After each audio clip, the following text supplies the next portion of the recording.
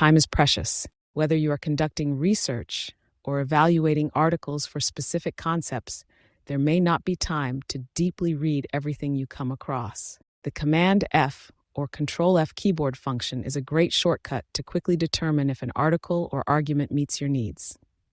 The Command F or Ctrl F function locates a specific word in a document. People often use it to search Word documents, but it also works with online text. When you press the Command and F keys on a Mac or Ctrl and F on a PC, a search box appears. Type the word or phrase you're interested in and press Enter or Return. You'll see how many times the word appears in the text, and you can click the up or down arrow to cycle through to those locations on the page. This is a quick way to see if the words or phrases you are researching are in the text or article. In this example, the word crime appears 21 times. The power of Command Ctrl F can even be used on your smartphone or tablet. If you're using Chrome, Brave, or Firefox, tap the three-dot icon next to the URL and then select Find in Page. Enter the keyword and tap the arrows to cycle through the terms, reading for context.